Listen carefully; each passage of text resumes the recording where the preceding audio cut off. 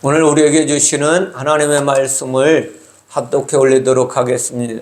오늘 우리에게 주시는 하나님의 말씀은 마태복음 13장 51절과 52절 두 절 말씀을 함께 합독해 올리겠습니다. 이 모든 것을 깨달았느냐 하시니 대답하되 그러하오이다. 예수께서 이르시되 그러므로 천국의 제자된 서기관마다 마치 새 것과 옛 것을 그 곳간에서 내오는 집주인과 같으니라. 아멘. 오늘 말씀을 중심으로 새 것과 옛 것이라는 제목으로 하나님의 교훈을 함께 나누기를 원합니다. 성경은 처음부터 예수 그리스도를 말씀하고 계시다는 것을 잊지 마시기 바랍니다. 세상을 창조하신 하나님의 일을 성경을 통해서 말씀하시는 거예요. 겉으로 보기엔 우리가 보는, 눈으로 보는 세상 우주 만물을 창조하신 것처럼 보이지만 타락한 사람을 어떻게 구원하실 것인지를 그 속에 집어넣어 놓은 게 성경이에요. 구약은 그래서 구원하시는 예수 그리스도가 오시는 하나님의 말씀이 됩니다. 모든 신학자들이 그렇게 이야기는 하지만 그렇게 풀지는 않고 있어요. 신약은 구약에 오신다고 말씀하셨던 그 하나님이 직접 오셔서 어떻게 구원을 이루어 가실 것인지를 말씀하시고 말씀하신 당신의 말씀을 하나님이 이루시는 거예요. 예수 그리스도께서 구원을 완성시키는 게 신약의 말씀이에요. 오늘 우리가 그동안 천국의 비유에 대해서 함께 나누었습니다. 오늘 예수님께서도 천국의 비유에 대해서 제자들에게 말씀하시고 이제 그것을 통해서 이제 너희가 이 모든 것을 깨달았느냐? 라고 말씀하십니다. 천국의 비유를 어떻게 말씀하셨어요? 씨 뿌리는 비유와 또 천국 비유를 알곡과 가라지를 통해서 말씀하셨어요.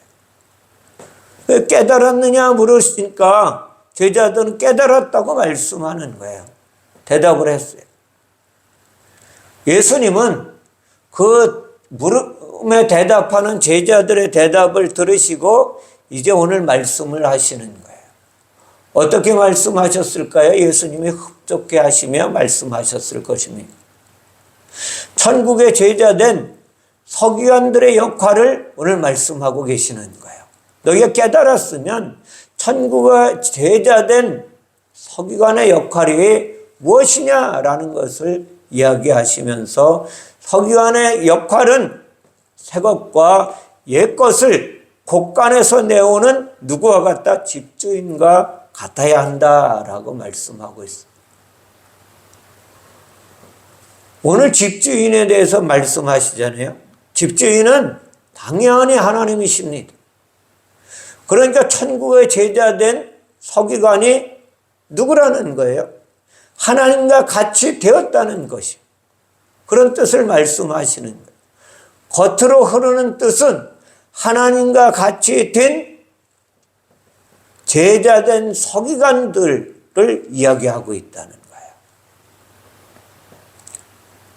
이제는 겉의 뜻을 말씀드렸는데 이제 이 말씀 속에 흐르는 하나님의 역사하심이 어떤 내용인지를 함께 나누기를 원합니다.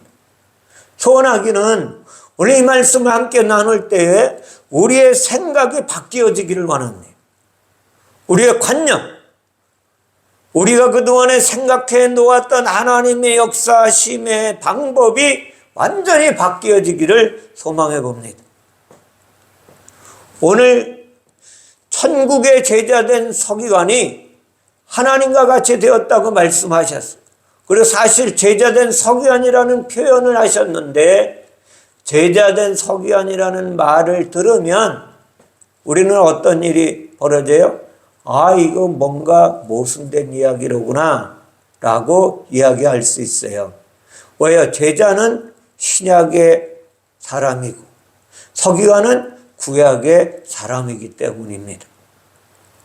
물론 신약과 구약이 모순된다는 이야기는 아니에요. 다만 서로 다른 영역에 있다는 것입니다. 신약과 구약이 다른 영역에 있다는 거예요. 제자는 예수님과 함께 다니는 자들이 제자예요. 서기관은 예수님이 아닌 바리새인과 장로들, 레위인, 제사장, 그들과 같은 종교 지도자들과 함께하는 사람이 서기관이에요.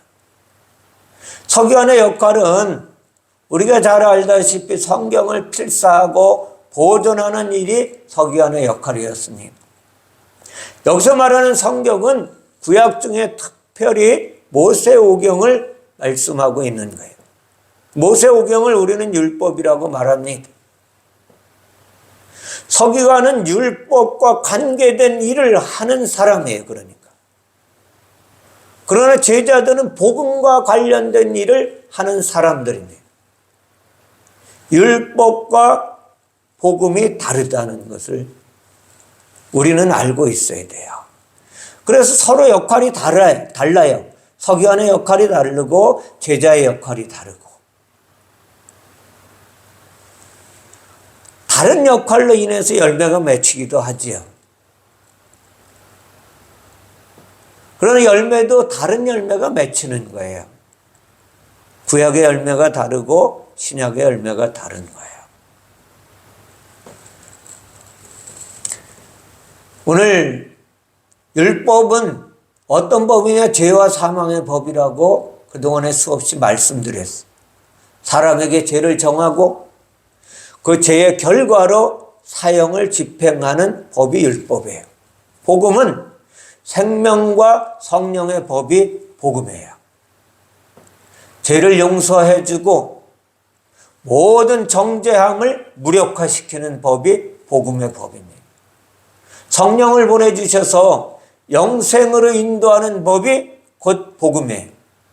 서기관과 제자 즉 율법과 복음이 서로 대립하는 구도를 갖게 된 것은 우리의 잘못이 아니라 유대인들이 율법을 오해하며 말했기 때문에 우리가 생각하기에도 오해되는 거예요. 율법을 사람의 법으로 오해한 것으로 시작됩니다. 율법은 사람에게 적용되는 법이 절대로 아니에요. 이걸 아셔야 돼요. 사람에게 적용되는 법이 아니고 하나님에게 적용시키는 법이 율법이에요. 이것을 우리가 하나님의 뜻이라는 것을 알고 율법을 보지 않으면 율법에서 하나님의 비밀을 깨닫지 못하는 거예요. 하나님께서 지키겠다고 약속하신 법이 율법이에요. 율법은 그러므로 죄를 드러내는 법이에요. 죄가 드러나면 어떻게 해야 돼요? 의가 있어야 죄가 드러나는 거예요. 의가 나타나지 않으면 죄가 드러날 수가 없는 거예요. 왜? 모든 자가 죄인이기 때문에. 어떤 것이 더럽다는 것을 인식하려면 깨끗한 것이 있어야 하듯이 우리는 의가 드러나지 않으면 죄가 있다는 것을 깨달을 수가 없는 거예요. 성경은 그러므로 모든 사람이 무엇이라 죄인이라고 말합니다. 죄인만 사는 곳에서 죄를 말하는 것은 의미가 있어요, 없어요? 없어요. 똑같은 죄인이기 때문에 무슨 의미가 있겠어요? 모두가 다 죄인인데 그 죄에 대하여 논할 가치가 있는 자들이 아무도 없다는 거예요. 그러므로 죄인들은 부끄러워하지도 않아요. 잘 기억하셔야 돼요. 그래서 세상 사람들 아직 하나님을 모르는 게 죄인데 하나님을 모르고 믿지 않는 게 죄인데 모든 세상 사람들은 부끄러워하지 않는 거예요. 죄가 죄인 것을 모르기 때문에. 그러므로 법이라는 것은 지키는 자와 위반하는 자가 함께 공존하고 있을 때에만이 법의 효력이 나타나는 거예요. 율법이 오기 전에도 모든 사람들은 죄인이었다는 것을 기억하시기 바랍니다. 율법이 오기 전에도 모든 사람은 죄인이었어요. 모두가 죄인이기 때문에 죄라는 개념이 필요 없습니다. 필요 없는 시대에 그들은 살았다는 거예요. 그래서 하나님은 그들에게 율법을 주신 거예요. 율법은 죄를 드러내는 법인데 어떻게 드러내는가 하면 의를 보여줘야 죄가 드러난다는 거예요. 이것이 율법에 숨겨져 있는 하나님의 비밀이에요. 의로우신 예수 그리스도께서 세상에 오심으로 세상의 모든 사람들이 죄인인 것이 드러난 거예요. 누가 드러내요? 하나님이 드러내신 거예요. 모든 인간이 죄인이라는 것은. 율법은 의인이신 예수께서 오신다는 선포의 법이에요. 약속의 법이고, 그리고 그분이 오셔서 너희 모든 인간들은 죄인이라고 죄를 드러내시는 거예요. 저희 요한복음 16장 10절에 보면 의에 대함은 내가 아버지께로 가니 너희가 나를 다시 보지 못하며 라고 주님께서 말씀하세요. 그럼 의인은 누구예요? 예수 그리스도라는 거예요. 예수께서 이 세상에 오심으로 의가 무엇인지 인간은 알기 시작되는 거예요. 의이신 하나님이 의의 인간으로 이 땅에 오시니까 죄가 이제 자연스럽게 이 땅에서 드러나게 된 거예요. 모든 사람이 의인인 것처럼 착각하고 살았는데 의인이신 하나님이 예수 그리스도 육체의 몸을 입고 이 땅에 오는 순간에 모든 사람이 죄인인 것으로 탄로가 난 거예요. 모든 사람이 죄인으로 판정된 순간 모든 사람들에게 무엇이 왔어요? 사망이 임하게 된 것입니다. 왜요? 죄의 삭은 사망이기 때문에. 이 사망에서 구원을 받으려면 죄값을 치러야 하는 거예요. 다시 말하면 피 흘림이 있어야 한다고 주님께서는 말씀하셨어요. 피 흘림만이 죄사함을 줄 수 있습니다. 이것이 율법이에요. 율법의 내용이 피 흘려야 죄사함이 이루어진다. 그래서 유대인들은 구약시대 내내 무엇을 했어요? 각종 동물의 피를 흘리게 된 거예요. 솔로몬은 하루에 1000마리의 짐승을 잡아서 피를 흘려 하나님 앞에 제물로 드렸어요. 문제는 무엇에 있느냐? 그 피 흘림은 아무런 효과가 없다는 거예요. 왜 효과가 없느냐? 그 피는 사람의 피가 아니기 때문에 그렇습니다. 율법에 의하면 눈에는 눈으로, 이에는 이로 갚으라고 말씀하셨어요. 그러니까 사람의 죄는 사람이 피를 흘려야만 죄의 값이 치러지는 거예요. 그래서 일부 종교에서는 어떻게 해요? 사람을 제물로 바치잖아요. 이것이 이상한 일이 아니라니까요. 그들이 한쪽을 깨닫고 그렇게 하는 거예요. 모든 사람은 율법을 알고 있습니다. 자신의 죄를 사함받기 위해서는 피가 흘려져야만 한다는 것을 아는 거예요. 죄의 삭은 생명인 것을 알고 있는 거예요. 생명의 피를 흘려야 하는 것입니다. 그런데 문제는 자신을 위해서 자신의 생명인 피를 흘리면 그 흘리는 순간에 자신의 목숨이 사라지고 마는 거예요. 피를 흘려서 죄의 문제는 해결할 수 있겠지만 자신의 생명을 잃어버리는 거예요. 그래서 모든 죄인들은 자신의 피 대신에 동물의 피를 하나님에게 드렸던 것입니다. 율법에 따르면 동물의 피를 통한 죄사함의 효력이 1년밖에 안 된다고 분명하게 말씀하고 있어요.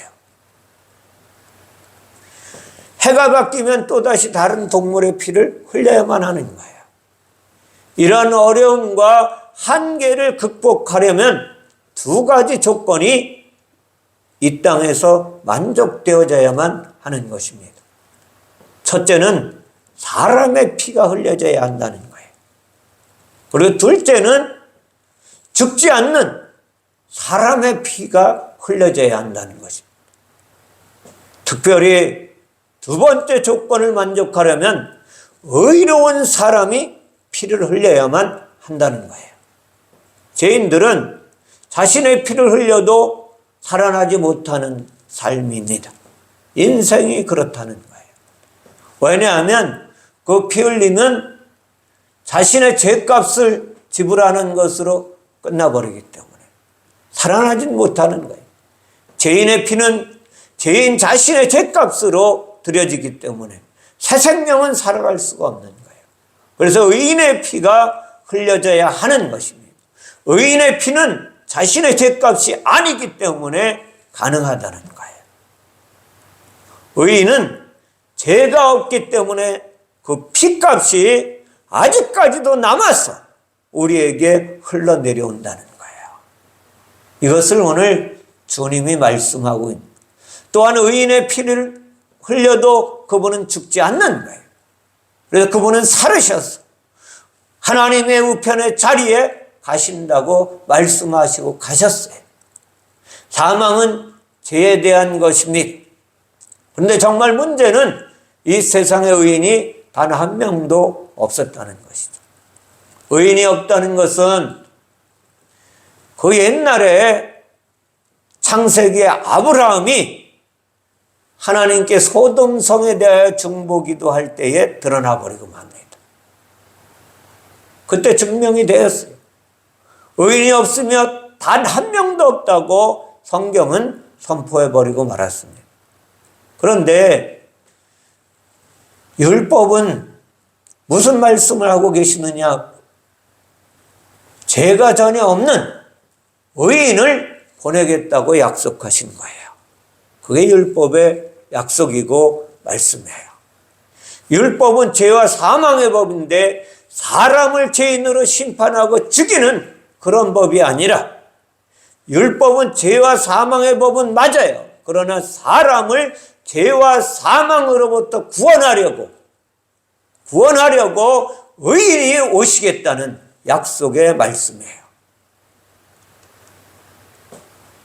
이쯤 되면 구약의 말씀이 어떤 내용인지는 우리가 잘 살펴보아야 합니다. 의인을 보내겠다는 법이 율법이에요. 그 법을 따라서 예수 그리스도가 이 땅에 오셨어. 제자들을 붙잡으시고 제자들을 데리고 다니시면서 천국 복음을 증거하시며, 오늘 너희가 이것을 깨달았느냐? 깨달았으면 누가? 제자인 선지자들이 새 것과 옛 것을 곳간에서 내오는 보아와 같다라고 말씀하시는 거예요. 예수 그리스도만이 의인으로 이 땅에 오신 사람입니다. 세상에는 의인이 없다고 했으니 예수는 이 땅의 사람이 아닌 거예요. 어디의 사람이에요? 천국에 있던 분입니다. 천국은 영계입니다. 영의 세계가 천국이에요. 영계에 있는 의가 누구냐? 하나님이 있어요. 그분이 하나님이셨습니다. 그러므로 예수 그리스도는 전능하신 하나님이시요 영전하시는 아버지라는 사실을 잊지 마시기 바랍니다. 많은 신학에서 잘못 가르치는 삼위일체는 천주교의 법입니다. 천주교에는 구원이 없다고 말하면서 천주교에서 가르치는 삼위일체 교리를 기독교에서 가르치면 어불성설을 말하고 있다는 것을 아셔야만 돼요. 예수 그리스도는 영의 하나님이셨어요. 영의 하나님이신 예수 그리스도가 이 땅에 육체의 몸을 입고 오신 것입니다. 물질 세상에 오셨어요. 영이신 하나님이 물질 세계에 오시려면 물질을 입어야 합니다. 그러므로 육체가 물질입니다. 예수께서 인자로 오신 이유는 바로 여기에 있습니다. 인자는 사람의 아들이니 영의 아버지께서 사람의 아들 되어 사람처럼 육체를 입고 이 땅에 오셔서 오늘 말씀하시는 거예요. 인류 역사 중에서 처음으로 이 세상에 의인이 나타나게 된 것입니다. 의인이 오신 이유는 앞에서 피 흘리기 위한 것이라고 말씀드렸습니다. 의인의 피가 흘려져야 죄인들의 죄가 용서되기 때문입니다. 그러므로 그 길을 열으시려고 길 대신 예수 그리스도께서 이 땅에 오신 거예요. 영이신 하나님 예수께서 육체를 입으신 이유가 바로 여기에 있습니다. 모든 인간은 본향으로 돌아갈 길을 찾지 못하기 때문에, 길을 열 수도 없기 때문에 하나님이신 그분이 육체를 입고 오셔서 길을 여시기로 작정하시고 이 땅에 오신 거예요. 영의 하나님은, 영이신 하나님은 의롭기는 하시지만 피를 흘릴 수가 없잖아요. 그래서 육체를 입고 오시는 거예요. 피 흘림이 없은즉 죄사함이 없기 때문에 의로운 피를 흘려주시려고 이 땅에 오신 것입니다. 인간의 피는 무엇이냐? 오염된 물이라는 것을 아셔야 돼요. 창세기 1장 둘째 날 하나님이 궁창을 만드시고 윗물과 아랫물을 나누셨어요. 아랫물은 뭐냐? 아랫물은 오염된 물이라는 거예요. 오염된 물을 가지고 있기 때문에 인간은 피가 나오는 거예요. 맑은 물은 영입니다. 영은 진리의 물이에요. 예수를 믿는 자의 배에서 흘러나오는 생수의 강물이 영이고 물인 것입니다. 사람도 영으로 창조되었다는 것을 잊지 마시기 바랍니다. 하나님으로부터 흘러나오는 맑은 물로 인간은 처음에 창조된 거예요. 그러나 인간의 영은 하나님과 함께 있을 때에 타락해버리고 말았습니다. 하나님을 대적하고 대적함으로 말미암아 영계에서 추방된 거예요. 영계에 계신 하나님과 물질계로 추방된 사람은 서로 분리된 거예요. 그래서 궁창을 만드셨다고 말씀하시는 거예요. 이것을 분리시키려고. 이 분리를 성령은 우리에게 죄다라고 말씀하십니다. 물질계로 추방된 사람은 그만 육체를 잊고 말았습니다. 하나님께서 타락한 영에게 육체를 입혀주신 거예요. 타락한 영을 육체로 결박시켜버렸다는 것입니다. 타락한 영이 육체라는 것을 잊지 마시기 바랍니다. 영의 생명이 육체의 목숨으로 바뀌어버리고 만 거예요. 타락됨으로 쫓겨나고 추방되어서. 이는 거룩한 영이 더러운 영으로 바뀐 것입니다. 맑은 물이 붉은 물로 바뀌어버린 거예요. 맑은 물의 거룩한 영이 붉은 물의 타락한 영으로 바뀐 것이 피이고 육체를 입고 있는 인간이에요. 사람의 목숨은 그래서 피에 있다고 말씀하시는 거예요. 예수께서도 사람의 육체를 입으셨으므로 피가 생겼습니다. 그런데 예수는 피만 있는 것이 아니라 물도 있다고 말씀하셔요. 네. 그러므로 예수 그리스도는 피만 가지고 오신 분이 아니라 물도 가지고 오셨다는 거예요. 피는 죄인들을 위한 죄값입니다. 물은 무엇입니까? 거듭난 자들에게 줄 생명의 선물인 성령이에요. 성령과 물과 진리와 말씀이 동격이라는 것을 잊지 마셔야 돼요. 피는 육체의 예수이고 물은 성령인 그리스도이십니다. 그리스도는 영이라는 뜻이에요. 기름 부음 받았다고 신학에서는 기름 부음이 뭐냐? 성령을 받았다는 거예요. 성령이 안에 계시다는 뜻이에요. 그러므로 죄인이 의인으로 바뀌려면 예수 그리스도가 오셔야 한다는 법이 율법이고 그 율법이 약속이 된 거예요. 율법은 다시 말하면 복음을 품고 있는 어머니와 같은 것이라는 것을 잊지 마시기 바랍니다. 죄와 사망의 율법은 생명과 성령을 잉태하고 있는 거예요. 잘 들으셔야 됩니다. 율법을 맡았던 유대인들이 율법에서 복음을 비밀로 담아 놓았다는 것을 읽어냈다면 예수께서 오실 필요는 없었을 거예요. 유대인 역시 죄인의 범죄에서 벗어날 수 없는 존재이기 때문에 하나님의 신령한 복의 말씀을 깨닫지 못하는 거예요.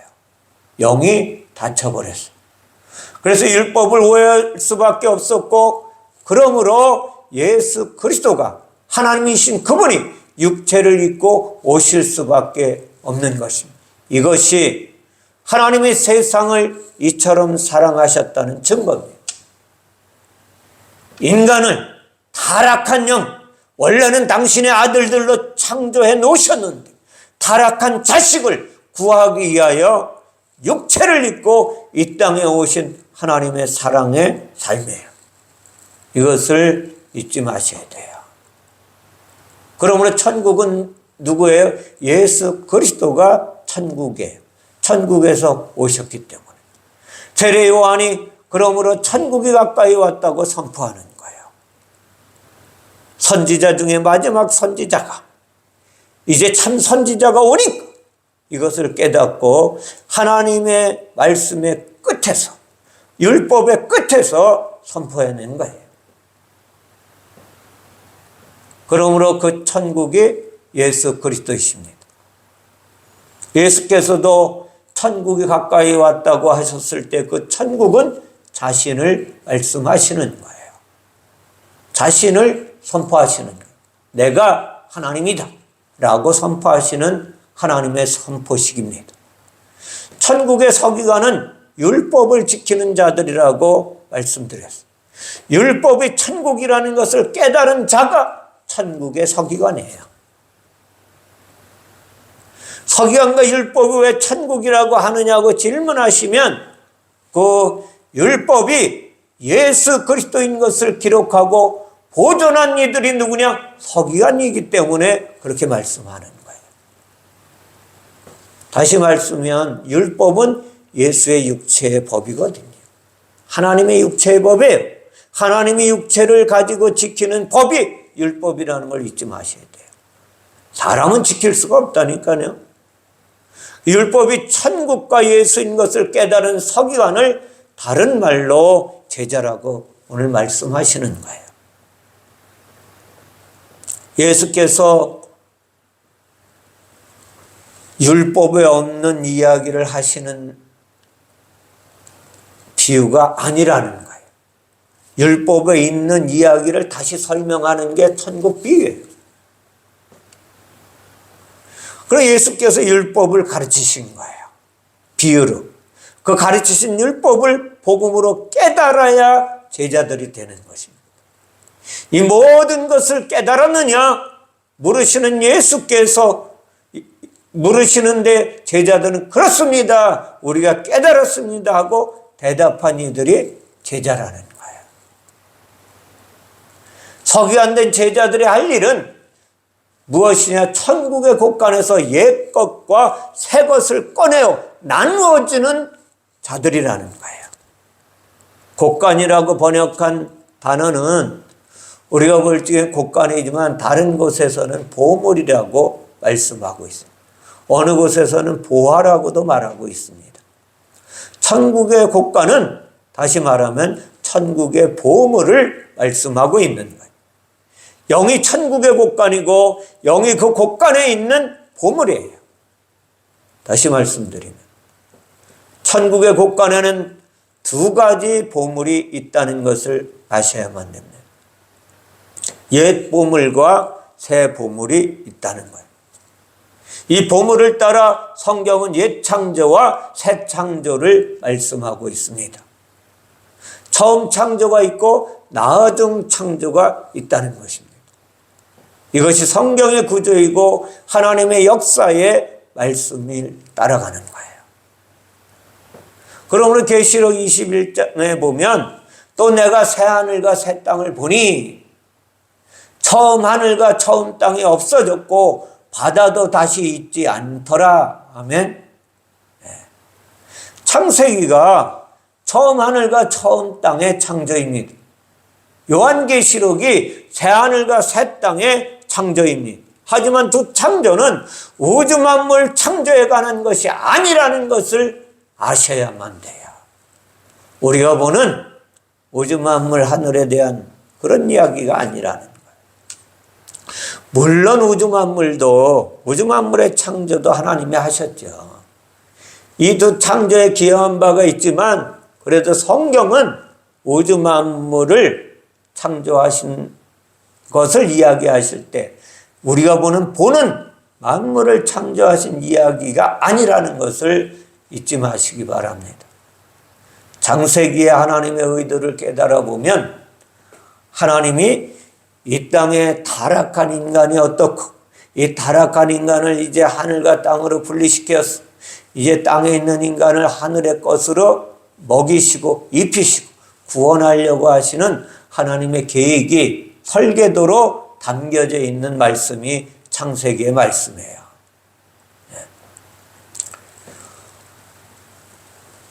자, 영이신 하나님께서 그러면 왜 천지 만물을 창조하셨는가에서부터 이야기를 시작해 보려고 합니다. 영은 물질과 다르죠. 물질은 보이지만 영은 보이지 않아요. 영은 높고 물질은 낮은 거예요. 영은 위에 있는 거고 물질은 땅에 있는 거예요. 그런데 왜 영이신 하나님은 물질 세상을 창조하셨습니까? 그 배경에 사람이 있다는 것을 잊지 마시기 바랍니다. 하나님께서 영으로 사람을 지으셨어요. 원래 사람은 영이었어요. 영일 때 사람의 육체가 아니라 영일 때 이야기를 하고 있는 거예요. 다시 말하면 우주 만물을 창조하기 이전에 사람은 영으로 창조되었다는 것을 알고 성경을 보아야 돼요. 영이신 하나님과 영인 사람은 영인 천국에서 함께 교제하며 살게 되었던 것입니다. 그런데 사람이 그만 하나님을 대적함으로 타락해버리고 마른 거예요. 하나님은 사람을 즉시 없앨 수 있는 능력이 있는 하나님이시지만 그렇게 하시지 않는 거예요. 왜? 당신의 아들들로 창조하셨기 때문에. 어느 아버지가 자기 아들을 잘못했다고 때려 죽이겠어요? 하나님은 사랑이신데, 그럼 하나님이 그 타락한 인간을 당신의 아들을 사랑하셨기 때문에 하나님은 무엇을? 당신의 아들인 타락한 영을 추방시켜서 육체의 몸을 입혀놓으신 거예요. 다시 말하면 감옥에 가둬놓으셨다는 거예요.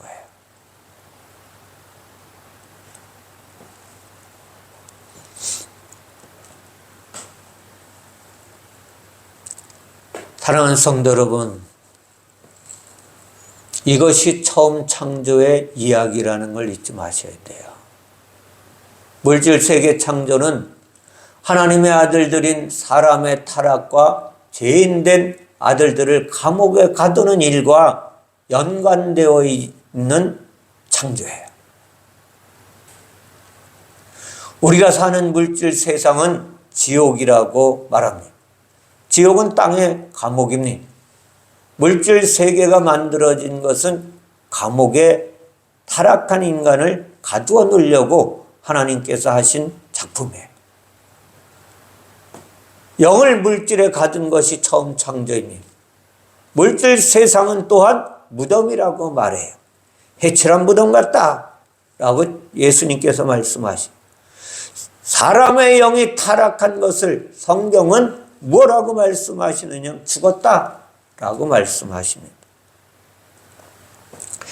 영은 죽을 수 있어요? 죽지 않잖아요, 영은. 그러나 타락한 영을 성경은 영이 죽었다고 선언하고 계세요. 물질 세상은 타락한 영, 그러니까 죽은 영을 장사 지내는 무덤과 같다는 거예요. 에베소서 2장 첫 구절에 바울은 사람을 다음과 같이 표현합니다. 사람을 허물과 죄로 죽었다고 말씀하고 있어요. 예수께서도 이 땅에 계실 때 죽은 자들로 죽은 자를 장사 지내게 하고 너는 나를 따르라고 말씀하셨어요. 하나님의 기준은 육체가 아니라 영이라서 육체가 죽은 자를 육체는 살았지만 영이 죽은 자들로 장사 지내게 하라는 말씀입니다. 우리가 살고 있는 물질 세상은 지옥이고 무덤에 있다는 사실을 기억하셔야 합니다. 그렇다고 해서 우리의 인생을 너무 비관할 필요는 없습니다. 그 첫 번째 이유는 이미 허물과 죄로 죽은 우리를 멸하지 않으셨다는 거예요. 충분히 하나님은 멸하실 수 있는 능력을 가지고 계심에도 불구하고 당신의 아들들인 우리의 영을 사랑하심으로 말미암아 가두어 놓으신 거예요. 우리는 왜 하나님이 우리를 사랑하신다고 하나님은 사랑이라고 말씀하시면서 왜 우리가 타락했다고 해서 감옥에 가두어 놓느냐 라고 반문할 수 있어요. 우리는 이 세상에 가두어 놓으신 하나님의 목적은 여기가 광야라는 것을 인식시키시려고, 그러므로 우리는 광야 학교에 살고 있는 거예요. 이스라엘 백성들이 애굽에 종살이 하다가 이제 출애굽의 광야 학교를 지나야 가나안 땅에 들어가듯이 이제 우리를 광야 학교에다가 세상에 집어넣고 하나님이 교육시키시려고, 훈련시키시려고, 가르쳐서 회복시키시려고 그렇게 하신 것입니다. 그러므로 물질 세상은 타락한 영의 사람이 자신의 죄를 깨닫고 회개하는 것이 여기서 사는 동안에 일어나야 하는 거예요.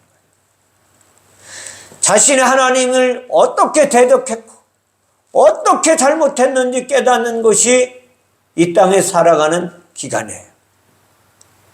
목숨이 붙어있는 기간 동안에 이것을 깨닫지 못하면 누구도 본향으로 돌아갈 수는 없는 거예요.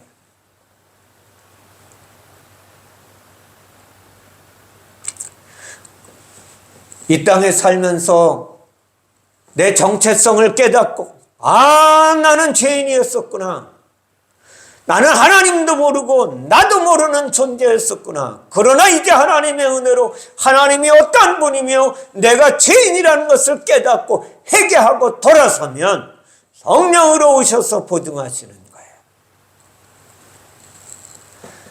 타락한 영이 육체를 입은 것이 처음 창조라면 타락한 영이 다시 죽어서 거룩한 영으로 살아난 것이 새 창조, 하나님의 창조 사역이에요. 죄악된 자아가 죽어버리는 것입니다. 내 생각이 죽는 거예요. 내 주장이 죽어버리는 것입니다. 하나님의 아들로 다시 태어나는 것입니다. 알곡과 가라지가 분리되어 알곡은 천국 곡간으로 돌아가고 가라지는 불타는 것이 둘째 창조요 새 창조라고 주님은 말씀하고 계신 거예요. 요한계시록의 끝 언저리에 사탄 마귀가 불못에 던져집니다. 가라지처럼 불에 태워지는 것입니다. 그 가라지는 타락한 영입니다. 하나님을 대적하던 우리의 생각입니다. 우리의 마음입니다. 우리의 주장입니다. 우리의 잘못된 우리의 선언이었습니다. 자기 잘난 맛에 다 살잖아요. 자기 주관대로 살아내잖아요. 이 죄악된 자아가 죽어서 하나님의 아들로 다시 태어나는 것이 새 창조 하나님의 역사입니다. 자, 보세요. 그러므로 가라지는 타락한 영이고 하나님을 대적하던 우리의 마음이라는 걸 잊지 마셔야 돼요. 알곡과 가라지 중 가라지가 불타서 없어지면 우리는 밭 속에 되었던 영이 살아나는 거예요. 영이 반쪽이잖아요. 그런데 두 마음을 가지고 있었는데 반쪽이 불에 타버리고 반쪽이 살아나는 거예요. 그 반쪽의 영 가운데 성령이 찾아오시는 거예요. 우리의 알곡반 성령이 하나님이셨던 하나님이신 그분이 이 땅에 육체를 입고 오셨던 예수 그리스도의 반쪽이라는 걸 기억하시기 바랍니다. 우리 인간의 반쪽과 하나님의 영 성령이 우리 안에 오셔서 하나가 되게 만드시는 거예요. 하나님이 이것을 목적으로 이 땅에 오신 것입니다. 그리고 제자들에게 너희가 이것을 아느냐? 라고 말씀하시는 거예요. 예수께서 십자가에서 육체가 쪼개지심으로 말미암아 육체 예수는 죽어버리고 그리고 그리스도 성령으로 부활하셨기 때문에 반쪽이라는 거예요. 천국의 곳간에 있는 보물은 하나님의 말씀입니다. 성경의 말씀이에요. 말씀이신 하나님이 천국의 보물입니다. 하나는 언제나 두 가지 보물로 일하시는 것입니다. 하나님은 언제나 두 가지 일을 하시는 거예요. 옛 보물과 새 보물로 역사하십니다. 요한일서 2장 7절에 사도 요한은 이것을 깨닫고 다음과 같이 선포하고 있어요. 사랑하는 자들아, 내가 새 계명을 너희에게 쓰는 것이 아니라 너희가 처음부터 가진 옛 계명이니 옛 계명은 너희가 들은 바 말씀이 거니와. 아멘. 옛 계명이 하나님의 말씀이라는 거예요.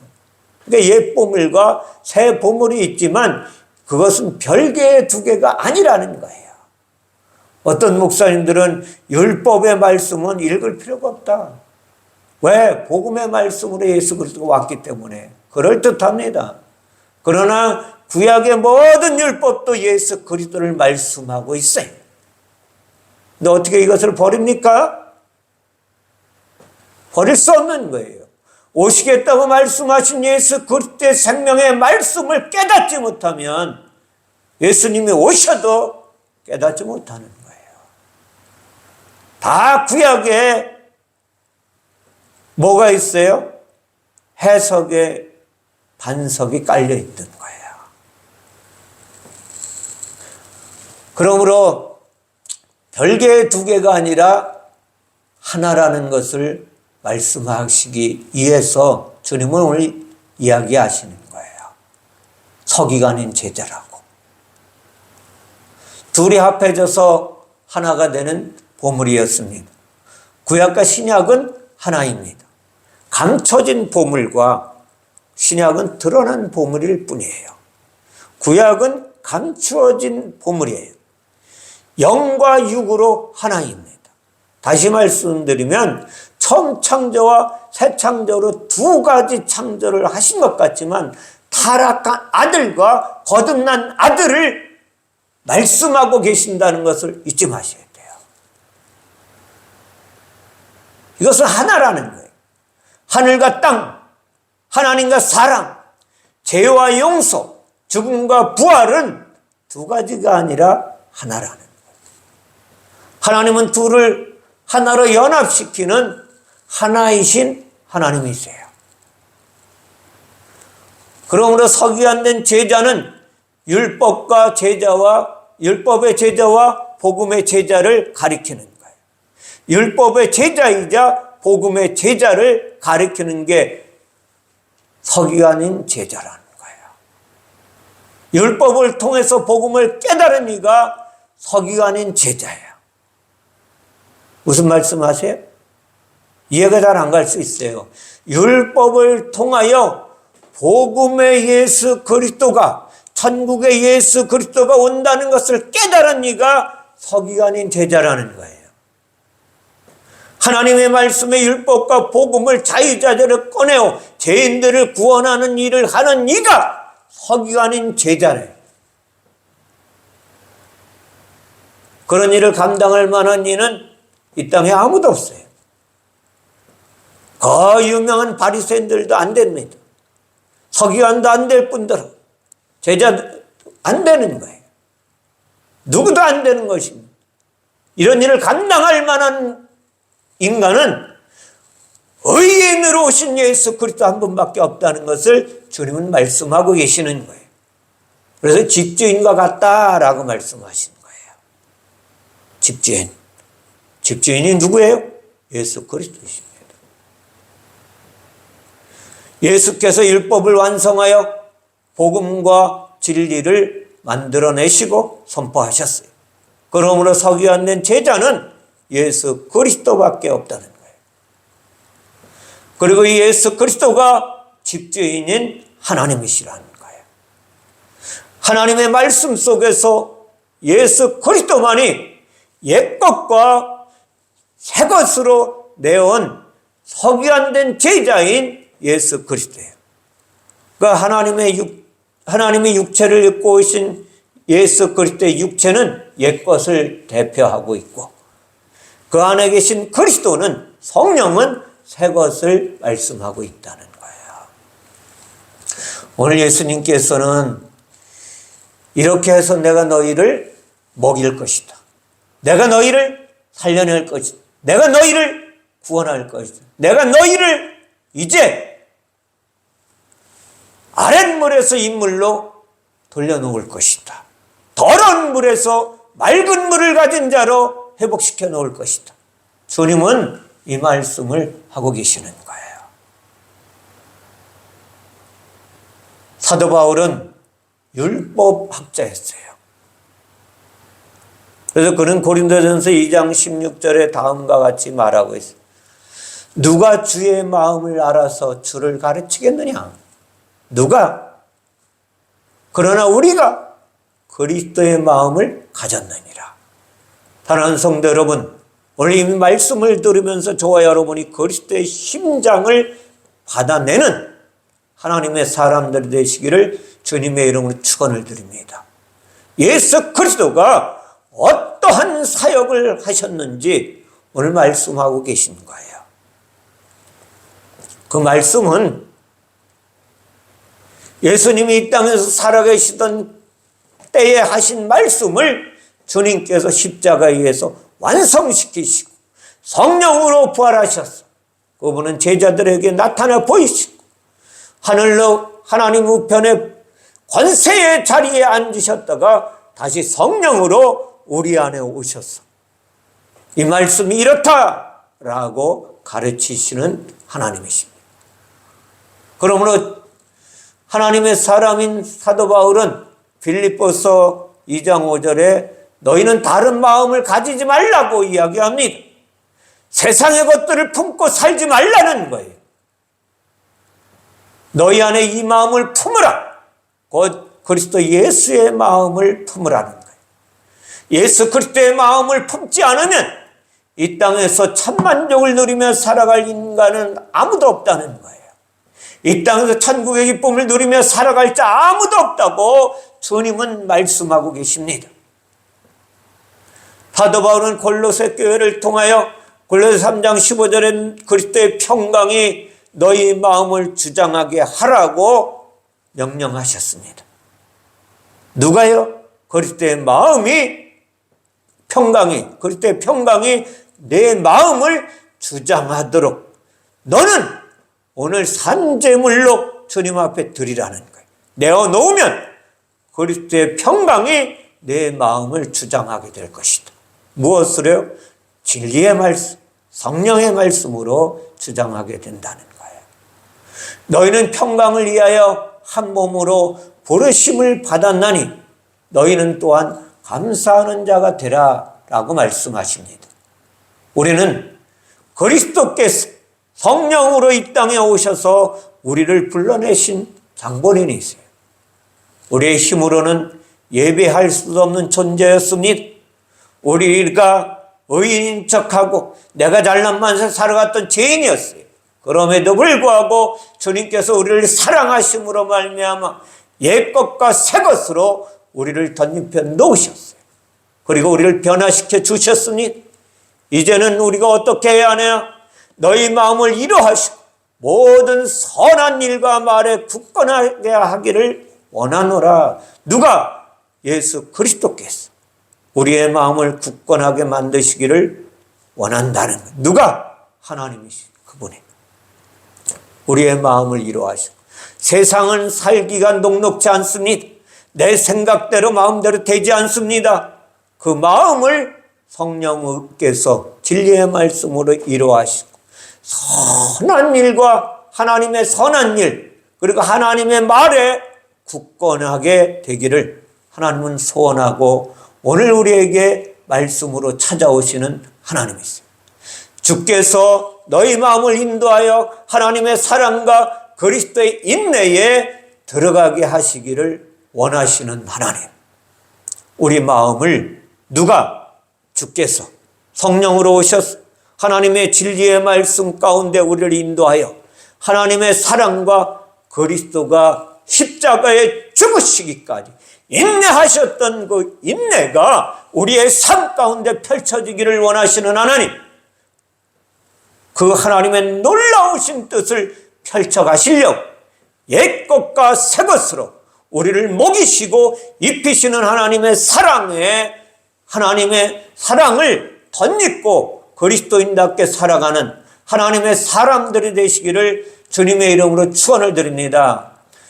우리는 악한 것을 본받지 말아야 되는 거예요. 그래서 하나님 우리를 사랑하신다고 말씀드렸죠. 요한 3서 1장 11절에는 사랑하는 자여 너는 악한 것을 본받지 말고 선한 것을 본받으라고 말씀하고 있어요. 옛것과 새것을 꺼내서 우리를 먹이시는 예수 그리스도의 심령을 본받으라는 거예요. 너희 안에서 행하시는 이는 하나님이시니 하나님이 자기의 기쁘신 뜻을 위하여 너희에게 소원을 두고 행하게 하시는 일 모든 일을 원망과 시비가 없게 하라. 아멘. 그리스도가 옛것과 새것으로 우리 안에 오셔서 하나님의 기쁘신 뜻을 위하여 하나님의 소원을 두고 일하시기를 원하시는 하나님. 그 하나님 앞에 내 삶을 들여서 성령의 이끌림 받아 그리스도인답게 하나님의 경건의 모양을 닮은 자로 살아가는 것이 아니라 경건의 능력을 행하는 그리스도인으로 살아가는 하나님의 사람들이 되어지시기를 주님의 이름으로 축원을 드립니다. 기도하겠습니다. 사랑의 하나님 감사합니다. 오늘 주님께서 옛것과 새것을 꺼내서 먹이시고 입히시는 집